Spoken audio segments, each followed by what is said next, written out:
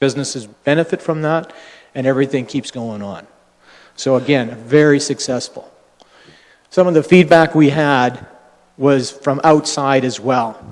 The first one was from somebody that was visiting Norfolk County and said, just hired one of your young people. She's an amazing dog walker, great program, great encouragement for the young people. Now, when you hear something like that that came from and was supported by staff and council, we got to feel really good about something like that, because the paper that you received ahead of time, we did win an award with that through EDCO. So we competed with about 600 different counties and cities and everybody in between on a private-public partnership, and over 10,000 or over 1,000 applications, and Norfolk County came on top with kids. So I think that that's something that, you know, we have to be really proud of. And when we continue to support that, and council's obviously done that, that definitely shows us taking the lead in our youth. We also, last year, worked with Rethink Norfolk in 2016, and that's when the program was released. We launched it then. We're going to relaunch it again on April 26th in 2017. I would encourage all council to come. It's one of those events where you really actually get to see the resources that are available for our youth, how our youth can tap into them, and above all, they get to see council supporting them. And that's huge.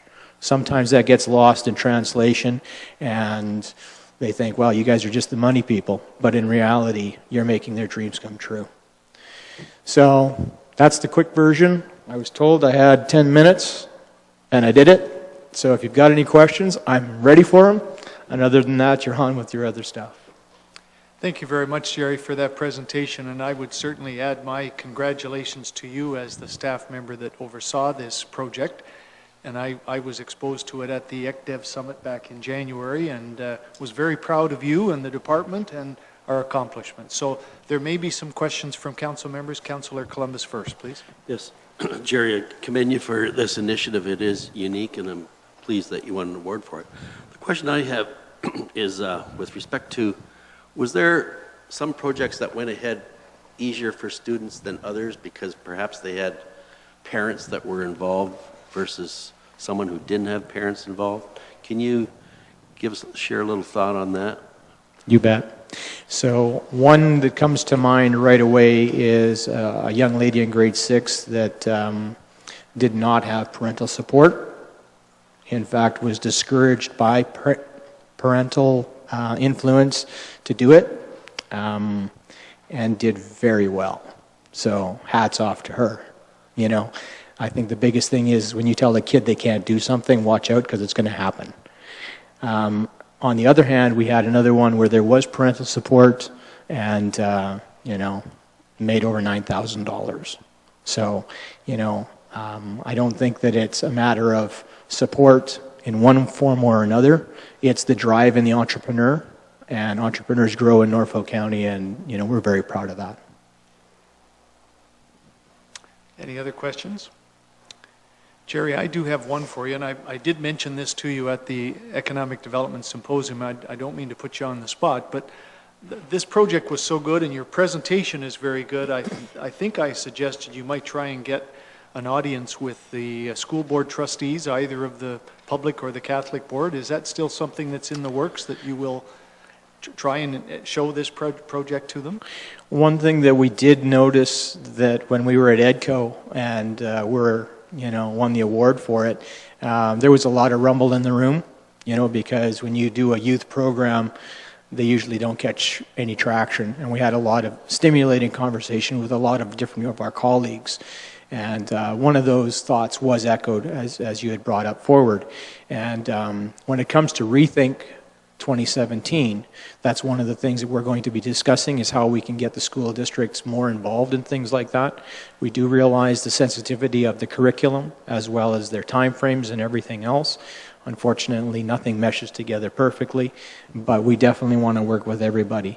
And one thing that wasn't highlighted in the slide, but was highlighted in our application, is that we didn't get into every school. We missed 2, all right? And it wasn't because we weren't willing to be flexible, but their schedule would not allow them to be flexible as well. And so now that we've got that traction, we definitely want to make sure that we can have that success rate, and we want to do more with the kids. Sure. Great. Seeing no further speakers then, thank you very much for that presentation. And also, Clark, thank you very much for giving permission for Jerry to undertake this project. It's been a great new initiative in Norfolk County. Do you want to add a few comments? Yeah, I just wanted to add that Jerry was definitely the passion and the energy behind this program. It's a fantastic result. We're really happy it went where it did, and highly encourage parents, students, and educators to watch out for this year and to keep that in mind. We'll be launching more information soon. Thank you very much. Thanks, Jerry. Okay, Council, that then will allow us to move on to deputations for this evening. I should inform you that the second deputation, Mr. Kirby Sheik from South Coast Business Coalition, we just found out earlier this afternoon that he is unable to attend, so he'll be coming presumably at a future meeting, but not this evening, unfortunately. However, our first deputation is Rob Martin. Rob, please come forward. Rob is with Silver Spoke Cycling Club and also with the Cycling Community at Large group. And you're going to speak to us about our active transportation plan. I just do have to remind you, Rob, you have 10 minutes for your deputation, and I will give you a warning at the 9-minute mark. Thank you, sir. Please carry on. Good evening, everyone. What I'm here for this evening, that I would like to ask Norfolk County to petition the Ministry of Transport to include cycling infrastructure improvements within the scope of the upcoming rehabilitation to Highway 3 between Simcoe town limits and Renton. Specifically, the 1-kilometer stretch between Ireland Road, that's where Walmart's located, and Culver Roads. This is a prime cycling corridor to the northeast quadrant of Norfolk County, and there's inherent issues in the area that need addressing. That certain applications of the infrastructure from Book 18 of the Ontario Traffic Manual be reviewed in conjunction with the advent of the 1-meter rule to resolve those issues. You can see up on the wall there a map of the area and speaking. The little highlighted areas, about the part I'm talking about. Now, the local cycling community considers the roads of Norfolk to be among the most, be as good as any in terms of condition, variety, and scenic beauty. When issues do arise, county staff have been very responsible in resolving the issues promptly. Primary of improvement would be to provide infrastructure to enhance access to and from our communities. This concept was integral to Norfolk's active transportation plan.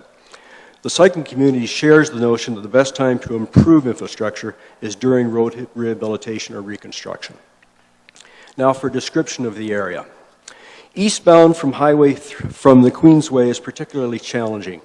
At Ireland Road, and that would be the top picture up on screen right now, consists of 2 lanes with speed limits increasing to 80 as soon as you pass Ireland.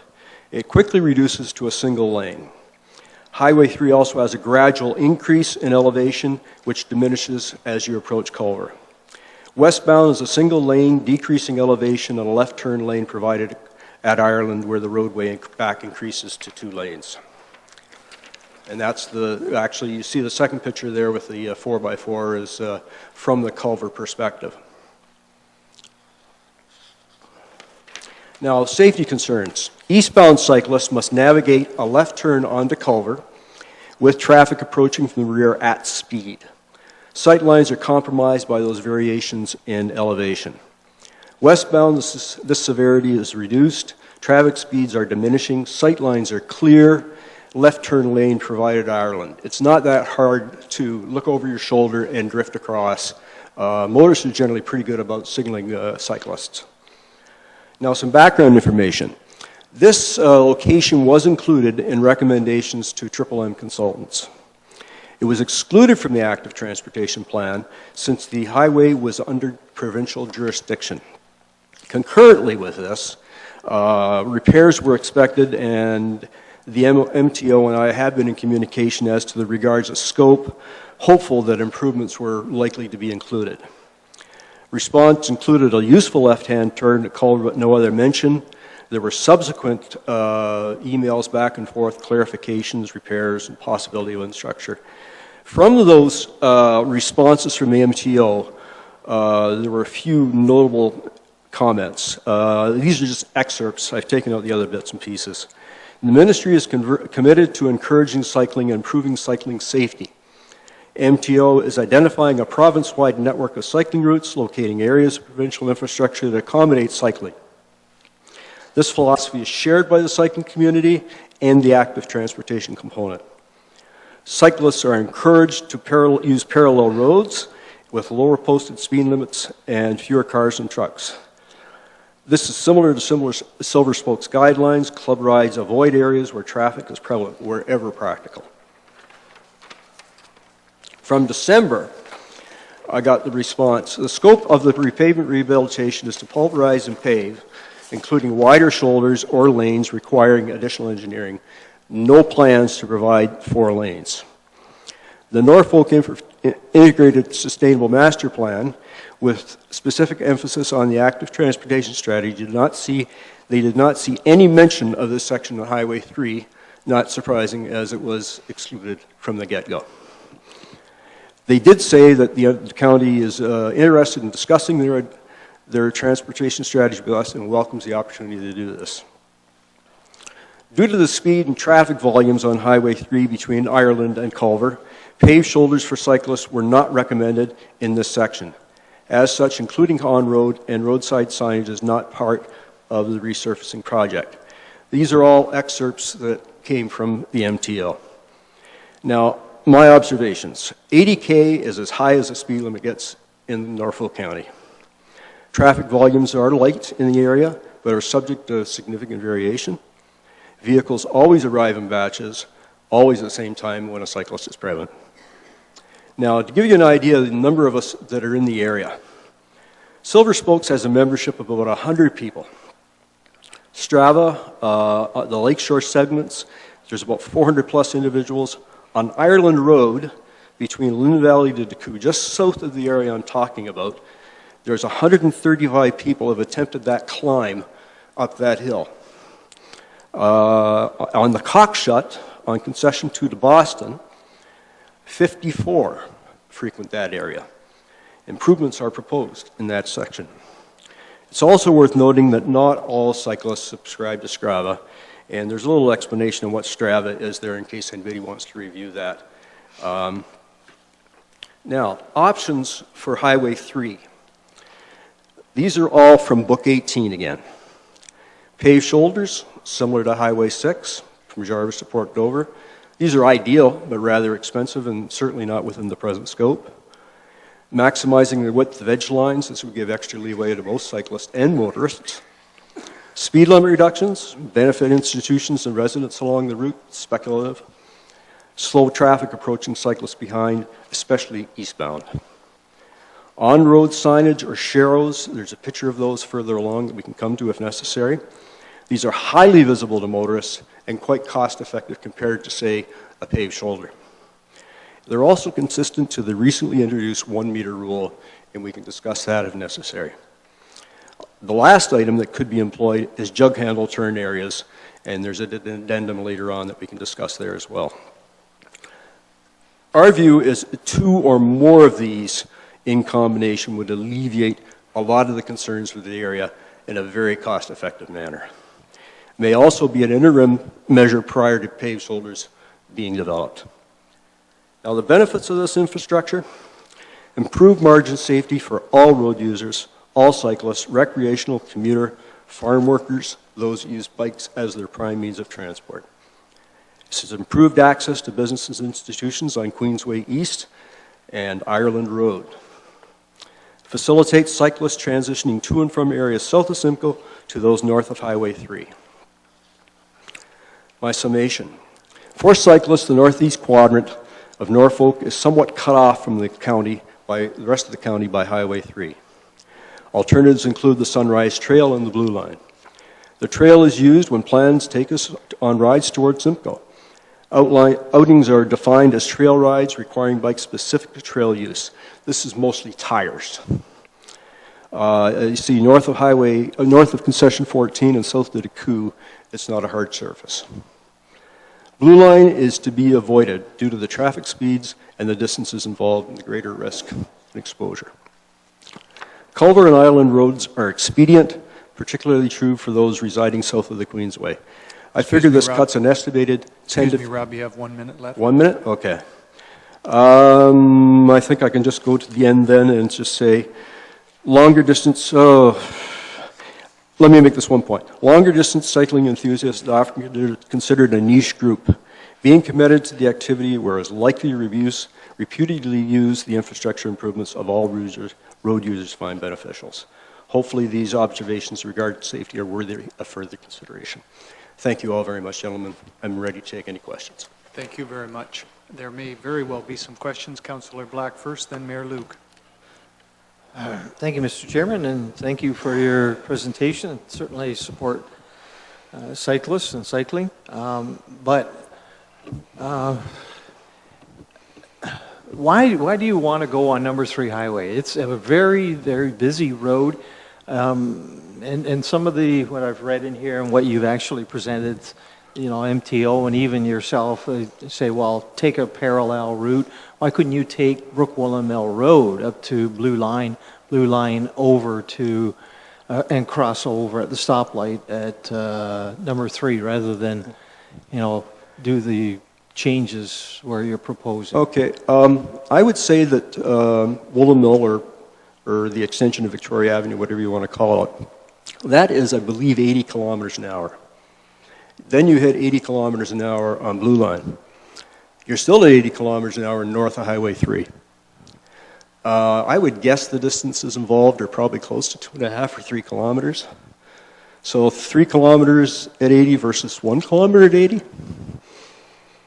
I know what I choose all the time. Okay.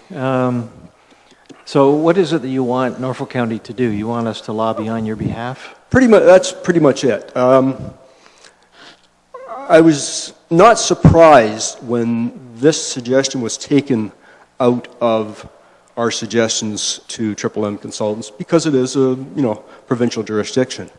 I fully expected the province, given the general attitudes about cycling these days, to include some improvements in infrastructure. When one fell off the table, then the other, I was kind of left in the lurch saying, okay, what can we do about this? And here you find me here this evening. So, okay, thanks very much. thank you, sir. Thank you, Councillor. Mayor Luke, please. Thank you very much, Mr. Chair. And Mr. Martin, thank you very much for being here, and you've provided us with quite a bit of information. A couple of questions for you. I'm looking at the Ministry of Transportation's letters that are sent to you of October 25th and December 16th of last year. First of all, it talks about rehabilitation of Highway 3 from Simcoe to Renton.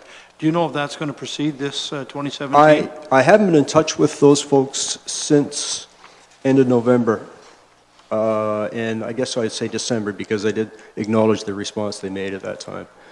So as far as I know, it's still happening. Okay. Mr. Chair, thank you. Another question. In both these letters, Rob, it talks about as such bicycle lanes are not being considered. Again, on the, that was October's, December's, as such, including on-road and roadside signage is not part of the highway resurfacing project.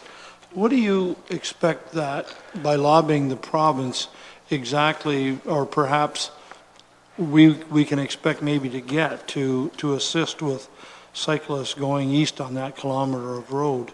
What I was driving at might be best seen on page 9, and actually I think it's one back from that one, Jill, if we could. And that would be Sharrows. I see these as being extremely cost-effective. It's basically an on-road painted sign. It looks like a cyclist. It denotes the direction of travel that we should be following. It's also very similar to the principles behind the 1 meter rule that was introduced into Ontario traffic law. I think it would have been September of 2015. Most of the motorists in the county are really respectful of cyclists. However, you do get some that, I call it threading the needle. They will try to go between a cyclist and the yellow lines at the center of the road. The other thing that is starting to happen is they'll give you room, but they will slow traffic coming the other way. So that was the thing I was kind of driving at. I understand why they are reluctant to go forward with this. One of the stipulations is speed limits. It's 80 along there. Generally, this is an urban application. Lower speed limit, 60 or less. I hope that did I answer your question, Yes, Charlie? you did, Mr. Chair. Just a couple more things quickly. Through to Mr. Martin, the request you would like council to do is to ask the MTO, or petition, your words were, petition the MTO to provide cycling infrastructure improvements. So what you're saying is, if we were to do that, we would be basically asking them for some improvements, and you take what you get? Anything would be an improvement. Anything. Anything is an improvement. I can't help but think that the people that devised Book 18 think in terms of absolutes and the maximum possible amount of safety that can be provided a cyclist. I tend to, as a highly experienced cyclist, I tend to think on things of, if we do something like this, with the 1 meter rule, maybe there is a generous edge line there. All of a sudden you get 3 things that kind of overlap each other. And in doing so, increases a margin of safety to a significant degree for a relatively small amount of money. One final question, comment, Mr. Chair. Robert, the county put a bike path in on Evergreen Hill Road in 2015. Yes, sir. Prior to that, there's been bike paths put along the lakeshore. Yes, sir. I'm thinking particularly on both sides of the road, the one between Port Rowan and St. Williams. Yes, sir. Now, Mr. Martin, through the chair, you have probably put more kilometers on your bike in a year in Norfolk County than I do on my car. I think that's probably not as far-fetched as some of the chuckles would indicate. How many kilometers would you put roughly a year on your bike? Any idea? Yes, sir. How much would it be? Well in excess of 10,000. Okay, so 10,000. Okay. And my last question to you then, tell us, council, how important those bike lanes are from a cyclist point of view, because I cycle very little. They provide a psychological amount of security to the cyclist, that the motorist is going to notice something, going to see a cyclist up ahead, and they're going to go, yeah, I remember now. Now, as I indicated earlier, most of the motorists are pretty darn good already. However, there are a few that maybe for their own reasons of, the urgency in their own lives, aren't necessarily thinking of others and put their needs above the safety of others. Little things like this, done cost effectively, alleviate a lot of those concerns. We've never had a serious incident in this county, at least not involving a cyclist that I'm aware of. I'd like to keep it that way. Thank you, Mr. Chair. Thank you, Mr. Martin. You're welcome. Councillor Columbus next, then Brunton. Thank you, Mr. Chairman. Mr. Martin, when you received this letter from MTO, but did you meet in person with anybody? No, it was all done by email. Do you think that would help if you met them and they addressed your group, you had them come down? Well, and address your organization? Possibly. What I found is through this exercise, the first responses that I got from them via email were, everything was cordial, but the first ones were very positive and very receptive, and then it seemed to just peter off ever so slightly. So by the time I found out nothing was going to happen, it was probably too late to do it any other way. And as I alluded to earlier, I really felt that this was a formality. I was just asking what they were going to do, expecting to get good news. And certainly we got good news in the way of the left-hand turn lane. And then after that, I began to get increasingly more specific. And by then, it was kind of a done deal. And you mentioned Port Dover to Jarvis has a bike lane? No, they have wide shoulders. Wide shoulder. And I think the distinction there is that maybe if they're bike lanes, they bring a certain degree of liability and responsibility with them. But if they're wide shoulders, you can look at them like they're obviously tremendous benefit to the motorist. It's a very busy stretch of highway, especially at weekends. Yet if you were to go out there on a weekday morning, at a certain time, you're likely to find a bunch of cyclists taking advantage of the fact that they're there. Do you feel that perhaps our public works staff could assist you in this? Do you think that would work, or is it too late? How can I best answer that? I have been in discussions with public works staff on that, and before it got to the point of making a deputation on this, I asked their insight, and the response was in the order of, we can take direction at this point, but I cannot advocate. You're welcome. Councillor Breton. Thank you, Mr. Chairman, and through you to Mr. Martin. I see that shirt going by my house a lot. I'm on the 8th concession of Charlottesville, and I think you go up that road quite a bit, do you not? Or one of my fellow cyclists, yes, sir. Well, there's a lot of bikes go by my place. If I could get a little money out of each one of them, I'd be laughing. But I read in the documents here, and correct me if I'm wrong, but you must have applied last year for these improvements, did you not? I approached the MTO, I'm going to say last April, early May. Yeah. It was at that time I had noticed that there was a notice had gone up on Highway 3 saying that repairs were being considered. Yeah, and well, that kind of piqued my interest. They said here their comments, they wanted comments by June 24th of 16. And if I'm not mistaken, the other day I did read, I think the job's out for tender right now. I might be wrong on that for this coming season. Yeah. But have you at any time got a chance, like they're gonna, I believe it goes to Renton the way I read the ad in the paper, but did they show you a cross section of the road that it's gonna look like, the new road? Because No, sir. it might, it may end up with wider shoulders too. You never know, because they're gonna do all the culvert improvements and driveways, and it may be better, not saying it's bike lanes, but it might be better for riding. I'd be pleased if it was as a generous allowance as we see on Highway 3 west of town. Okay. Yeah. We often will do the transition, say, from the quarter line up to the Nixon Road. It's a much shorter distance. It's not compromised by being a left-hand turn off. Right. It's a fairly easy left on and a right off, and it's only a couple hundred yards, something of that nature. That would be good. Better still, I think, would be something that really hammers the point home. Might be, if just perhaps to give you a little bit of satisfaction, I think to get the county to ask them to make a change in their design now might be late. If they're going ahead with construction. But the thing you might ask them is if you could see a cross section of what they're proposing and what's existing, it might give you a little bit of satisfaction. I can certainly do that. Yeah.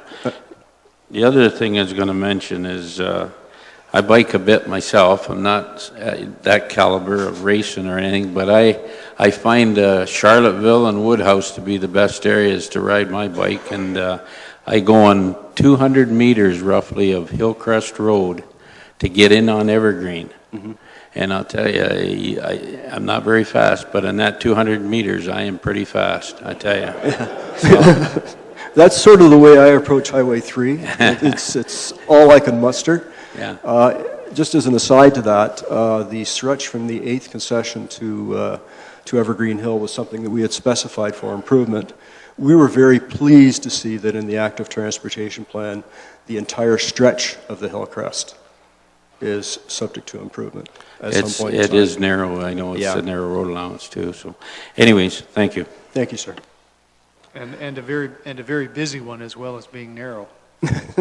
I have one question for you as well, Rob, and then we will receive your deputation, and there may be some further action coming from council. I'm looking at page 6 of your presentation notes, page 17 of our agenda, and you describe a number of options. Some of them would be more problematic than others. Can you explain the second one to us a little bit more? Maximize the width of the edge lines, which provides extra leeway for cyclists and motorists. Is this, in other words, just a line painting option? That's all it is, except that in maximizing the width, it would be as generous an allotment of pavement as is technically feasible, given the underlying structure. Right.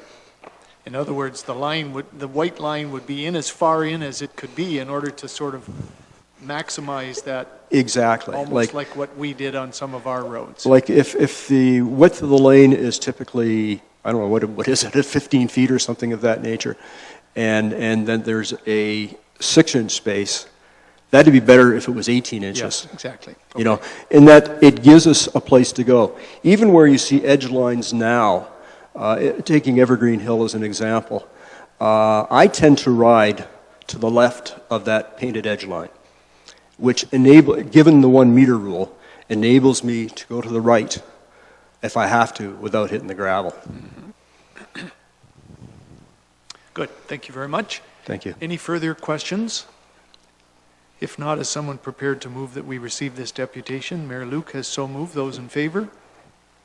Thank you for that. You can take your seat, Rob, and there may be some other action coming from council. Thank you very much. Mayor Luke? Thank you, Mr. Chair, and I would just simply move that Norfolk County petition MTO to provide cycling infrastructure improvements on this section of Highway 3 between Ireland Side Road and the Culver Road.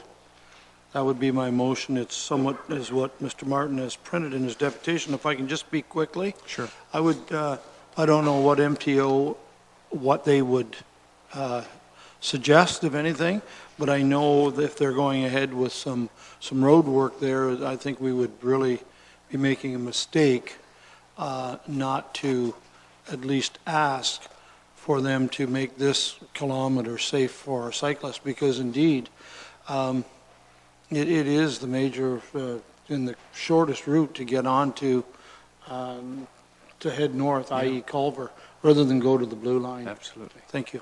Thank you very much for that. Further speakers to the motion then, Councillor Black. Well, I will support it in hopes that if they do come back, they will make it safer. But I still have some concerns about encouraging, cyclists going down that stretch versus, I know they said it's a little bit longer to go the other way, but I think it would be much safer for them to go down Brookwell and Mill Road and over the blue line. I mean, that's the route I would take. I really don't like riding my bike on number 3 or any road that's overly busy, and certainly number 3 highway has a lot of large transport trucks, and those are the things that I worry about. But I'll support the motion. Let's if they come forward, hopefully they can make it safe for the cyclists. Thank you. Further comments on the motion? I think you've heard the motion that the mayor has put forward. I will call the question. Those in favor? Those opposed? I see no one is opposed, so that is carried. So, gentlemen, thank you very much. We'll do what we can, throw our weight behind yours to ask the ministry to do something to make this stretch safer. Thank you very much. So, Council, and as I said, our second deputation is unable to be here, so we can now move on immediately to our staff reports. And the first staff report on page 29 of your agenda is Staff Report DCS 17-15, the establishment of the Planning Advisory Committee, Smart Growth for our Communities Act, and amendments to the Planning Act. Mr. Baird and Matt, I guess we'll turn it over to you. Thank you very much. Thank you. If you give me a moment, I'll just pull up the presentation.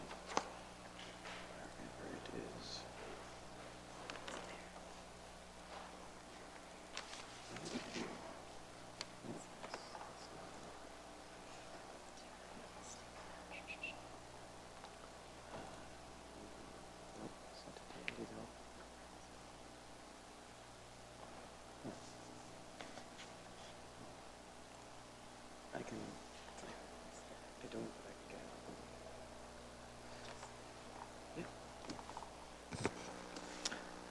Apologize, it's not, just hasn't been loaded, but I can do it without it. Okay, carry on. Yeah. So in September of last year, planning staff brought a report to council in regards to Bill 73. There were a number of changes that were being brought through as part of the Planning Act. One of those changes was that upper-tier municipalities were now required to create a planning advisory committee.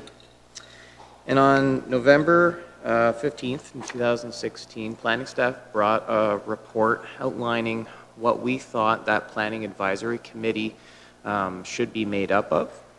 We heard from council at that meeting. There are two main things that we heard during that meeting. First one was that council directed staff to find out what other municipalities were doing. So we went out and we've done that.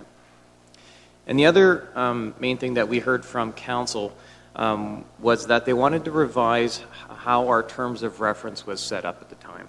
So there were several items that council wanted us to revise as what we were proposing for a planning advisory committee. The first one was that we make it very clear that the members of that planning advisory committee are public volunteers. The second one is that at least that the committee is made up of at least 3 members to a maximum of 5. That quorum of the committee be at least 2 volunteer public representatives, and that's a little different than what the Planning Act required, because the Planning Act only requires that quorum be made up of 1. That the committee now includes a chair to direct the committee, and previously we had recommended that it would be a staff liaison that would fulfill that role. Council wanted to make it very clear that the committee would only review development applications and related public information and only provide council with a recommendation. Council also requested that the committee would not host public information centers, and besides that, all of the other elements of the terms of reference be more or less the same.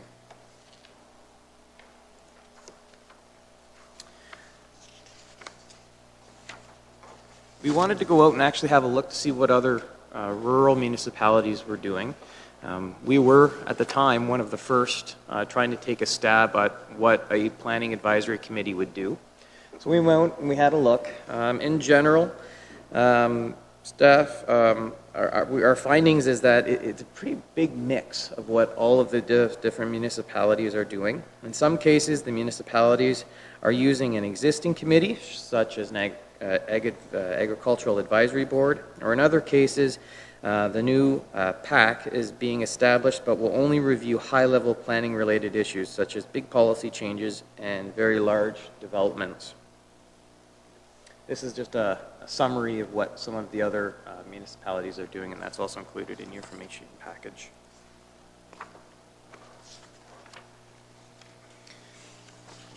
However, in review of the intended purpose of a planning advisory committee, it's important to recognize that this committee will help facilitate greater collaboration and exchange of ideas between council and the public, increase citizen representation, and ensure that land use recommendations provided to council includes citizen perspectives. While there is an opportunity for public input at public meetings, a PAC will enable a more comprehensive and transparent public engagement process by enhancing the exchange of ideas and information amongst members of the public outside of the formal public meeting. This would allow opportunity for someone outside of the immediate planning realm to become involved and review an application with a different lens to provide their input to council. And just because we've been to council without any recommendations, really, we've already received quite a bit of interest from the public about this committee. Planning staff are of the professional opinion that a new planning advisory committee would be the most appropriate for Norfolk County. That's it.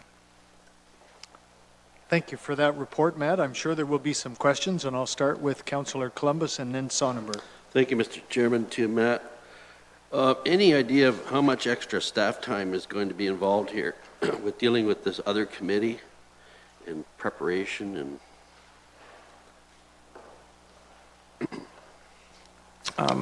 As part of the terms of reference, planning staff are recommending that the manager of community planning would be the only staff involved with the committee. So in terms of staff time, it would just be Pam.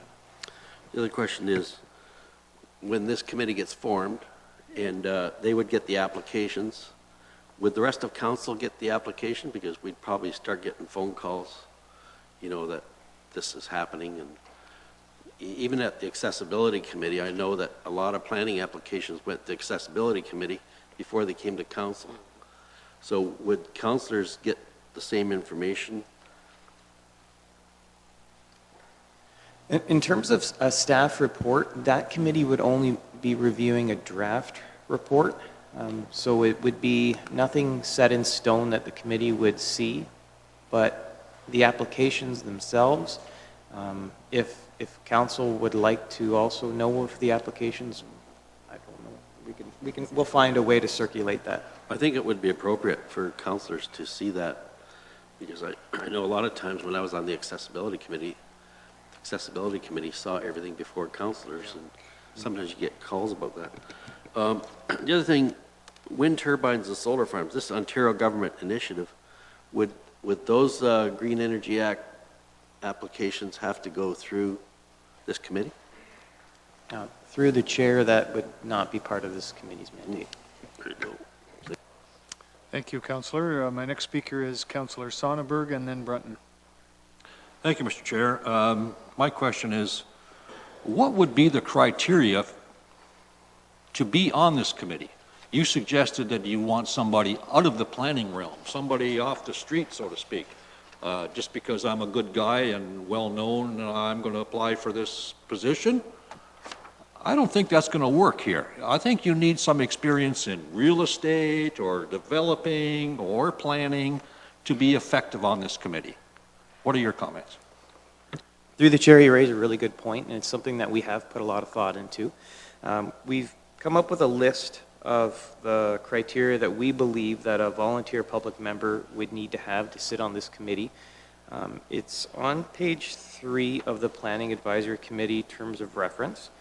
Page 36, councillors, of your agenda package.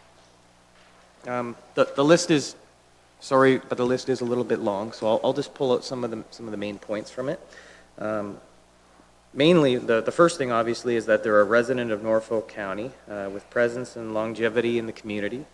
They need to have an understanding and knowledge of land use planning process, including zoning bylaw and official plan amendments, as well as plan of subdivisions condominium process. Basically, they would need to understand the kinds of development applications that they'd be reviewing.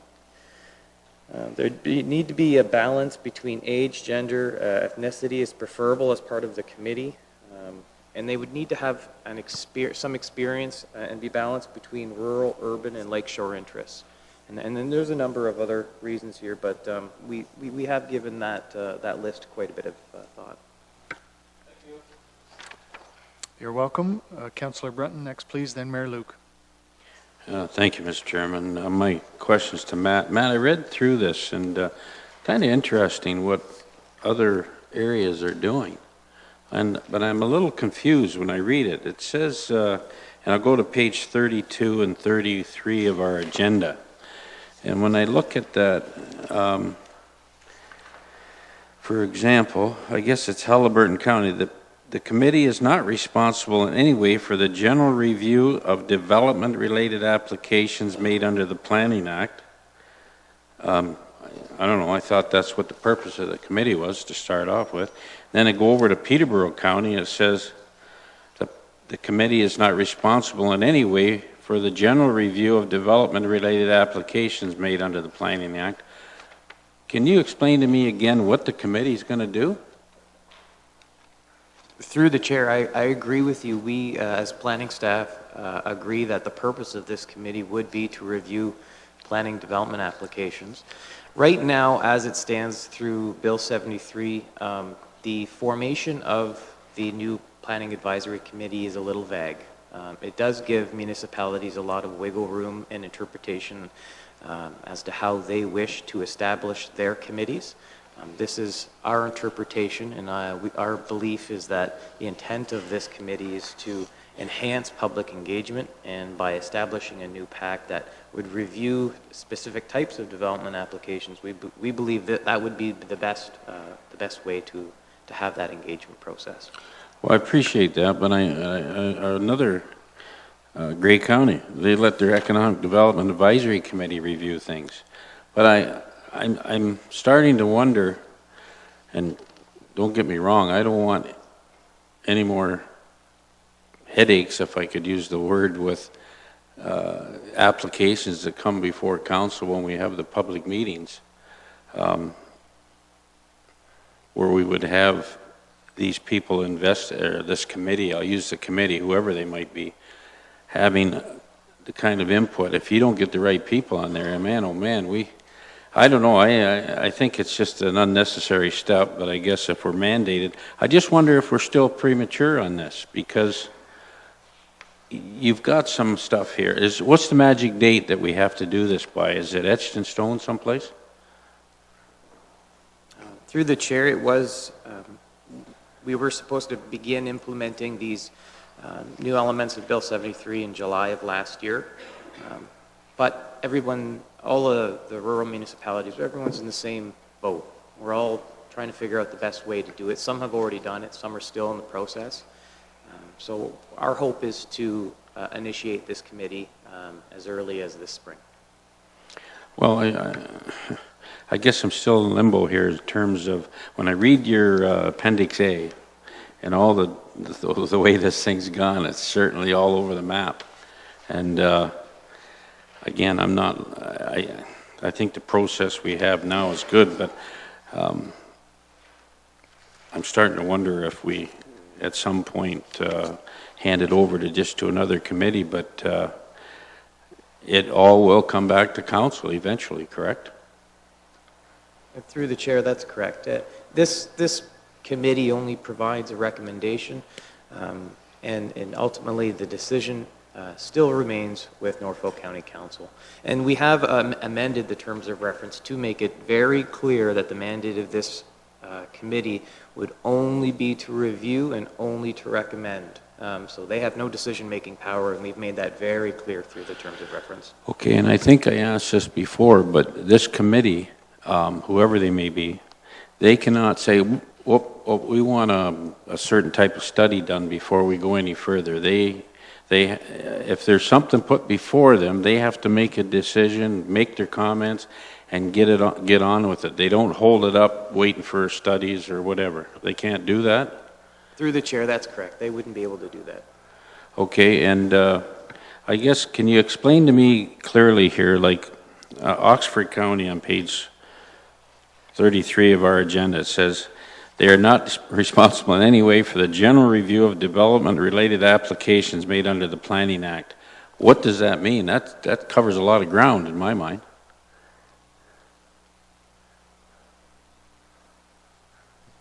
Through the chair, it's likely that municipalities, just looking at it from the perspective of policy-related initiatives, so official plan reviews or comprehensive zoning bylaw updates, that sort of thing. So they don't get to see the real nitty-gritty of development applications, that kind of stuff? That's what they're saying here, the way I look at it. Yeah, through the chair, that's how that municipality has decided to form their planning advisory committee. So why would we look for any more problems than we already have with development? I guess I'll leave it at that, thanks. Thank you. My next speaker is Mayor Luke, followed by Councillor Height. Thank you very much, Mr. Chair. Matt, I want to talk about composition for a moment. You're not really worried whether we decide on 3 members from the public, 4 or 5, correct? Through the chair, that's correct. I'm sorry? That's correct. It doesn't matter to you. Okay, I have my preference, but we'll wait for debate time. 2 more things, Mr. Chair, if I may. Matt, in your deputation, apologize for my back, you talked about, and I don't remember the word, but they would be reviewing this advisory committee. You didn't say major applications, but what did you say?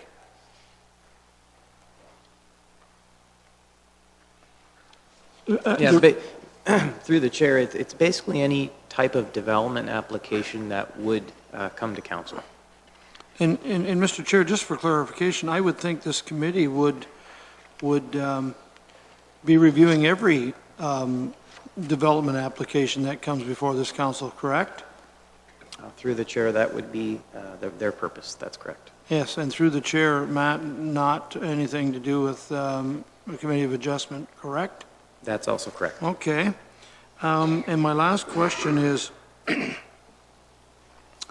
Matt, basically, what council would do before they make their recommendation, or we often call it our decision, on a planning issue, we would have before us another recommendation. We'd have a planning staff recommendation for us to consider, and then we'd also have an advisory committee recommendation to consider, correct? Through the chair, that's correct. This committee's recommendation would be within the staff report. Thank you very much. Thank you, Mayor Luke. My next speaker is Councillor Height, followed by Geisens. Thank you, Mr. Chair. Through you to staff, how many of these applications do you expect to be, because it's monthly meetings, so how many do you think they'll be running through? Through the chair, we typically bring on a normal public meeting approximately 3 applications forward, so that would probably put us around the 6 mark per month. 6 per month? Now, I guess when I look at the other ones like Brant County and Grey County, they just moved it into one of their other committees. And I don't know, that seems like the way to go for me. I'm looking at a whole brand new committee to rubber stamp a few things. That's how I feel will happen. And which one would be better out of those 2 selections, do you think? The Agricultural Advisory Committee, we have an AG committee, or the Economic Development Committee? I know on our ECDEV committee, we do have a planner that comes. Through you, the chair, again, to Councillor Height, with all due respect, staff believe that neither of those committees are the right groups to look at planning applications. They have specific mandates, both TDAB and AAB. The people that are on those committees are very focused to those natures of the committees. We're looking for individuals that have some background in general planning knowledge and that would be able to advise and be able to recommend from a public perspective that way. Okay, I appreciate that answer, but on the ECDEV committee, I know there's a lot of business people in there, and it's been my experience that business people have to do business in Norfolk County and they understand some of the planning stuff. All right, I don't see, especially like if you're just going to be sitting here like what we do, I don't see it being a problem just putting it on another committee. Obviously, it's working for other municipalities as well, but thank you, Mr. Chair. Thank you. Councillor Geisens and then Wells. Thank you, Mr. Chair. To me, this is nothing but more provincial red tape to make things a little bit harder for municipalities. My question is this: what would the province do if we didn't go ahead with the PAC? Are they going to put one together for us, or what's going to happen? Is there some, we're going to get fined, or what's going to happen?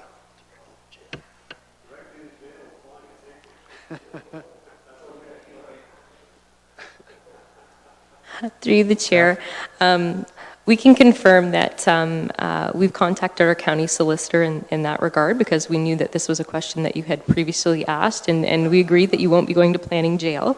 But his response, our solicitor's response is that it is mandated, period. Yeah.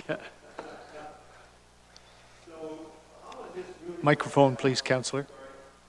So how is this really going to help planning applications? Is this going to hold some of them up, or I just can't understand what the province is doing. Like I said, I don't know why they're throwing this as another piece of red tape. And is it going to slow down any planning applications? Because now somebody from staff has to get them together, and I would say, and will it be a week, 2 weeks, a month that could slow it down? Through the chair, we've looked at our schedule and how applications go through our process, and we've figured out a way of having this meeting so that there is no slowdown.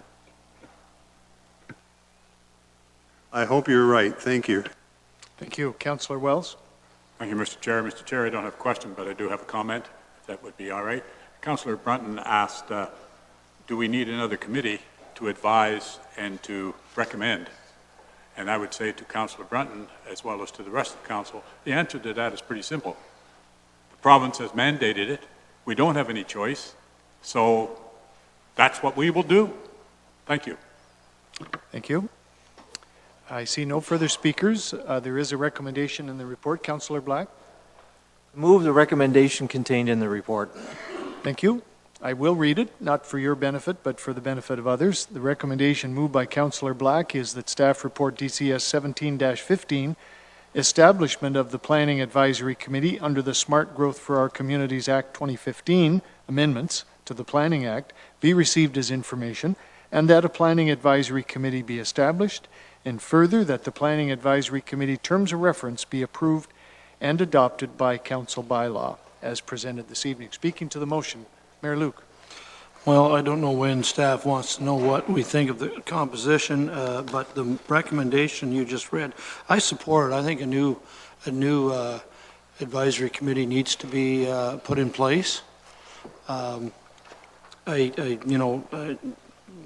Wells is quite right. I can tell you lots of reasons why we don't need this committee. We can debate this till midnight. The fact of the matter is, under the Planning Act, that's what all municipalities will do. So I'm not going to waste my breath on fighting something. My goodness, how change is difficult for some of us, including me, to accept. But I will say this, you say, well, we need this kind of person or that. I think we need a person from the public that is genuinely interested in getting involved in looking at planning applications, because that's what they'll be doing. I didn't know anything. I wouldn't have known a planning report if it bit me on the leg before I got on council, but how quickly we learn when we are designated to do something. So I certainly support this. As long as it's not holding up development in this county, and I trust that staff will put it in that sort of format that things will move smoothly, let's get on with it. And I think 3 from the public, and while I've got the floor, Mr. Chair, 3 from the public, although that's not in the motion, 3 from the public and 1 staff person should easily be able to sit down every 2 weeks. And last week we had 1 public meeting item, but it really wasn't a development application. And sometimes we have 3, sometimes 5 I've seen. Like last week, none. Thank you, Mr. Chair. Thank you. And before I go to Councillor Black, Mayor Luke, are you suggesting you want to make an amendment regarding the size, i.e. 3 versus minimum of 3, maximum of 5? Mr. Chair, it doesn't matter to me. I won't be on this committee, and even if I was, it doesn't matter to me if it's 3 plus staff, 4 plus 5. Okay. So I'll leave that up to somebody else, and you. I'll support whatever they think. Councillor Black. Mr. Chairman, I guess I'm going to take a different look at this and look at it from a positive point of view, because I know the public are concerned. I guess the province has heard from the public about their concerns on planning matters, so it adds a different perspective. And I think I'm going to look forward to reading these reports, and maybe they'll have a different insight. Maybe it'll influence me one way or the other. Maybe they'll present something that I didn't think of, and it'll be helpful for me in making a good decision for the planning application. So I'd like to, since it's mandated and since we have to do it, let's look at it from the positive perspective, and it's going to get the public more involved. A lot of people want to be involved in planning applications, so I think it's a good thing. Thank you very much. Councillor Breton, to the motion. Yeah, I'd like to make an addendum to the motion in the report, and it's very simple, that a one-year review of the composition of the committee and the terms of reference be provided to council, from the initial date of the first meeting of this committee. Do you understand that? I think so, Councillor. I think you're asking that we amend the motion to have a further that the initial appointments to the committee be for 1 year only. Yep. And that the terms of reference be reviewed with council after 1 year. Correct. Were those the 2 items? Yeah, and can I give my reasons for that? Absolutely, thank you. My reasons for that? That would be an amendment, we'll deal with your amendment in a moment. Yeah, and the reason for that is very simple. It looks like a lot of places haven't done anything yet, and they're not sure what they're doing, so the committee sounds good, but maybe we might want to change things and maybe the terms of reference will be outdated in a year from now. So anyways, I'll leave it at that. Thanks. You're welcome. So we're now dealing with a motion to amend, and I'd like to deal with the amendment first. I'll recognize Councillor Black and then Mayor Luke on the amendment. Well, I don't